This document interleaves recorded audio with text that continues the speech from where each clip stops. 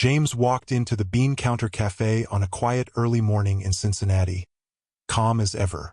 He was at the bottom of the line, quietly scrolling through the emails on his phone while waiting for his turn. The atmosphere in the shop was filled with the aroma of coffee and the sound of soft conversation. A normal morning for him. Everything seemed nothing special until a middle-aged woman with a hustle and bustle, sharp eyes, and an impatient attitude walked into the shop. Susan, as if carrying anger from somewhere, walked quickly into the line behind James. At first, he didn't pay much attention, because people's rush in the morning was common. But Susan's discomfort began to show more clearly when she snorted, sighed, and muttered difficult words. James was confused but decided to ignore it, continuing to focus on his work. However, as she began to speak more clearly, his voice became loud enough for everyone around him to hear, and he realized that the complaints were aimed squarely at him. "I can't believe it," Susan muttered, her eyes thrown at him like an implicit accusation. When James turned his head slightly to check, her gaze confirmed what he was worried about. Susan was blaming him, even though he had done nothing wrong. Despite being accustomed to small, intriguing behaviors like this, James still couldn't help but feel the tension creep in. He returned to his phone, keeping quiet, but his mind began to feel clearly that this morning might not be as peaceful as it was when he walked in. The atmosphere in the cafe became stifling when Susan, with a defiant expression, took a step forward, her voice sounding clear.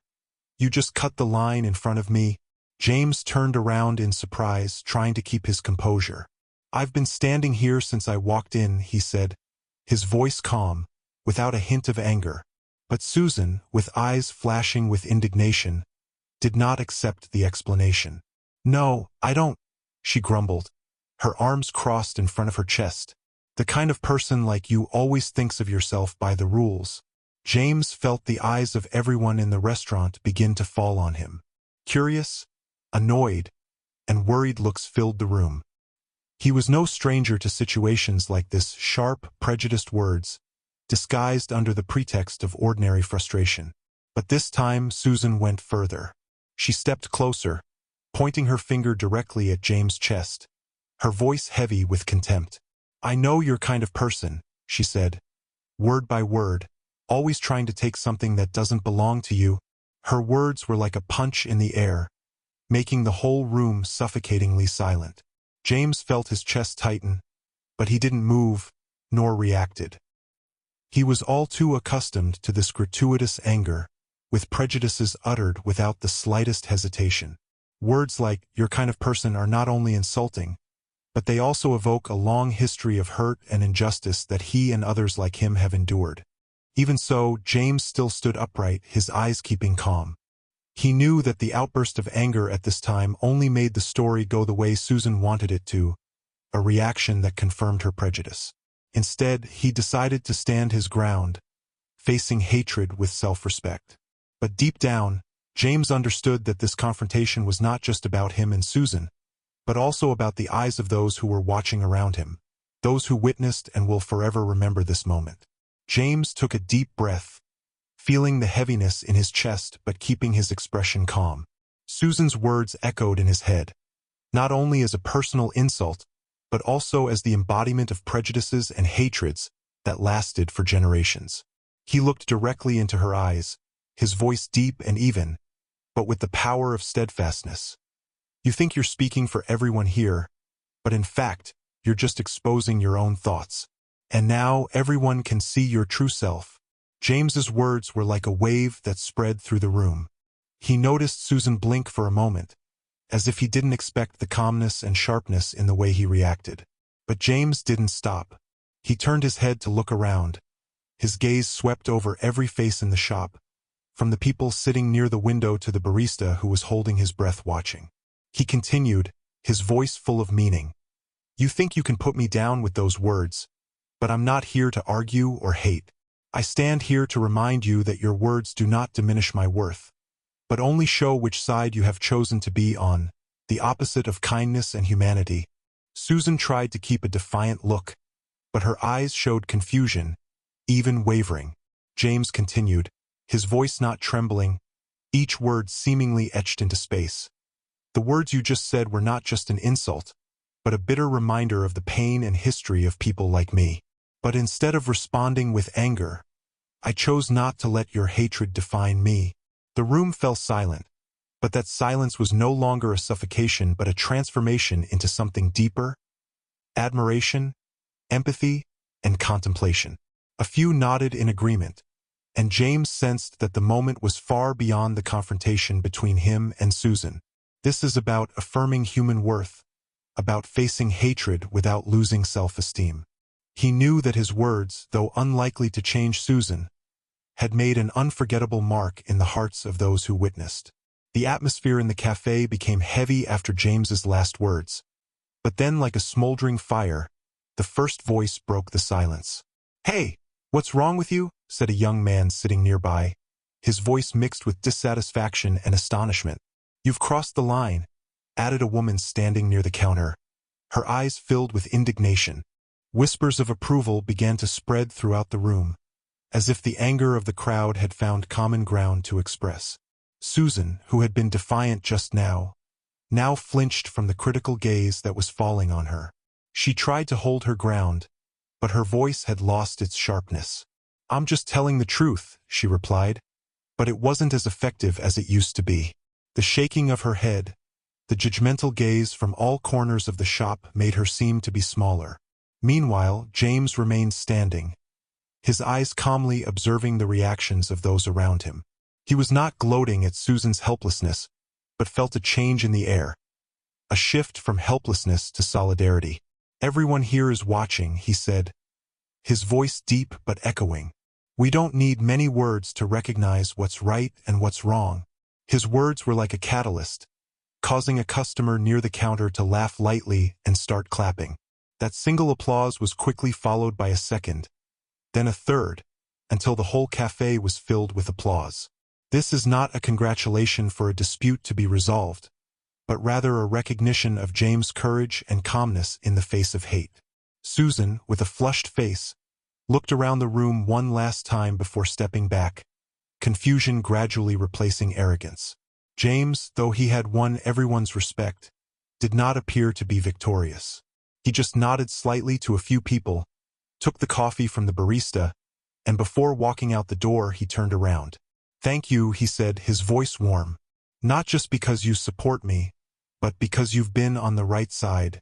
That sentence is like a perfect ending, leaving in the hearts of those who witness a deep sense of the meaning of solidarity and compassion. And when James walked outside, leaving behind the warm sunlight shining through the glass door, everyone quietly wondered in their hearts, was he brave enough to do the same? When the applause subsided, the space in the cafe still had a meaningful, quiet atmosphere.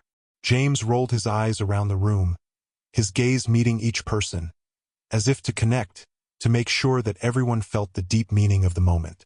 "I'm not here to create a spectacle," he began, his voice deep but steadfast, loud enough to reach every little corner of the shop.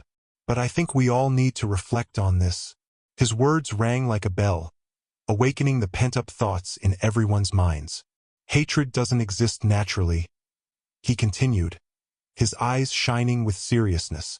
"It multiplies in silence, in indifference. Moments like these are not just an opportunity for me to stand up for myself, but also a chance for us all to decide what we're going to endure in our space." The silence in the cafe is no longer an insecurity, but a weighty silence where each person begins to face himself. The eyes of a young girl near the window sparkled with emotion as she hesitated to raise her hand. I just want to say thank you," she stammered, her voice low but sincere, "because I handled this in such a way. I don't think I will be able to be as calm or brave as you are." James smiled, his eyes tender. "Courage is not about not feeling angry or hurt," he replied, his voice slow, as if he wanted people to really hear and understand. "Courage is what you choose to do with those feelings. Any of us can do this." A man who had spoken up earlier also nodded, his voice full of admiration. "You did it right. Takes a lot of strength, friend." The atmosphere in the cafe has changed completely. Small conversations begin, but they take on a different dimension, full of connection and contemplation. James felt that his message was not just words, but had really penetrated people's hearts. Before leaving, he bowed his head and took the second cup of coffee from the barista, who smiled lightly and said, "This is for you. Someone the world needs more of." James smiled softly, his eyes full of gratitude. "Thank you, but remember, it doesn't have to be perfect. Just show up when you need to." He walked out of the shop, the morning light hugging him as a word of encouragement, but he knew that what he had left behind would echo forever. Not just a lesson, but a reminder about the power of compassion and courage in the face of hatred. As he walked out of the cafe, James felt the morning breeze on his face, bringing with him a sense of relief and a clear sense of purpose. The gentle sunlight shone through the buildings, seemingly brighter after the last moment. There was no pride, no anger, just a sense of serenity, as if he had done what he had to do. James stopped by the glass door of the restaurant, looking back at the scenery inside. The remaining guests continued to talk, but the atmosphere had changed. There is no more tension or insecurity, but instead empathy and contemplation. He saw a couple near the window whispering to each other, their faces clearly showing reflection. A young man sitting near the counter bowed his head, as if pondering what had just happened. James sighed, not out of fatigue but because he realized the weight of every action and word. What had just happened was not just a story about him and the other woman. It was a lesson for the whole room, for him, too. Kindness isn't weakness, it's power, he remembered his grandmother once saying, and now he was even more aware of the truth in that statement. He looked down at the coffee in his hand, felt the warmth creep through the wrapping, and thought about the woman who had offended him. Her anger, the hatred that came out, was just an expression of some kind of pain and fear that she couldn't face. James knew that his words might not be enough to change her right away, but he hoped they would plant a small seed in her soul, something that could grow into understanding, if she let it get a chance. The cafe behind him is now a symbol. He didn't have to stay to see the impact of his actions. He felt it in the eyes of those who stayed, in the applause, in the transition from apathy to a sense of responsibility. James knew that this story would be told, that it would rise beyond those four walls, inspiring others to stand up in moments of injustice. He walked, relieved, but his mind was still thinking about what had just happened. His actions are not the end, but only the beginning of small but meaningful changes. Change doesn't require grand gestures, he thought. It starts with speaking the truth, even when it's hard. A faint smile appeared on his lips, and in the morning light, James didn't just walk. He had left a mark that he believed would echo forever. As he left the cafe, James paused outside for a moment, letting the morning air sink into his soul. The breeze blows softly, bringing with it the light aroma of coffee and the murmuring sound of the streets to start a new day. He looked at the coffee cup in his hand, feeling the warmth creep through the wrapper, as a symbol of the power of kindness and steadfastness. James didn't feel victorious, nor did he feel angry. What he felt most deeply was a clear sense of the value of standing up for his self-esteem and dignity. Kindness isn't weakness, it's power, he whispered, echoing what his grandmother had said. Those words echoed in his mind, like a beacon illuminating the way in challenging moments. Looking through the glass door of the restaurant, James saw that the customers were still talking. The atmosphere in the bar is no longer heavy, but instead contemplative and cohesive. He realized that his actions were not only protecting himself, but also a reminder to everyone of the meaning of justice, compassion, and the power of solidarity. He thought about the woman who had confronted him, the anger, the pain, and the misunderstanding she carried. James didn't expect his words to change her right away, but he hoped they would leave an impression, an opportunity for her to reflect and be able to change. Before leaving, James turned his head to look one last time. In the morning sun, the cafe seemed brighter, as if it was itself being liberated from the darkness of the past hatred. He smiled, not out of pride, but because he knew that, in these moments, small actions could make big waves.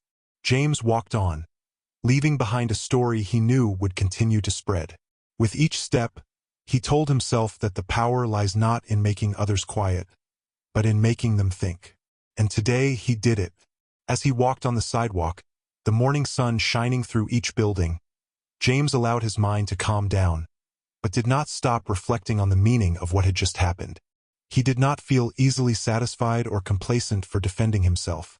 Instead, he is well aware that this is not just his own story.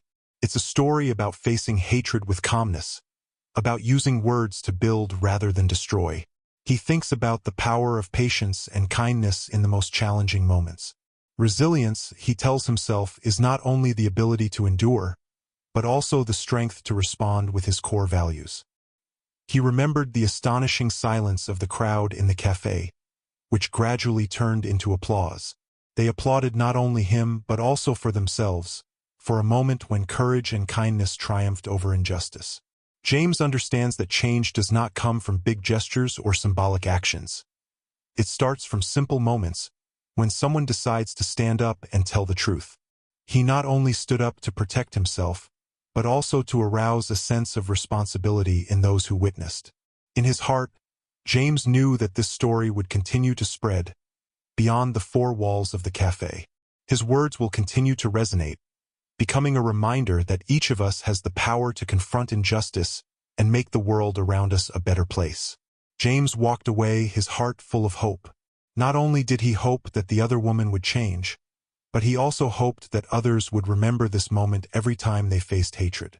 Kindness isn't weakness, it's power, he said to himself again, letting those words become more deeply etched in his heart. And with each step, he left a message about the power of perseverance and belief in compassion.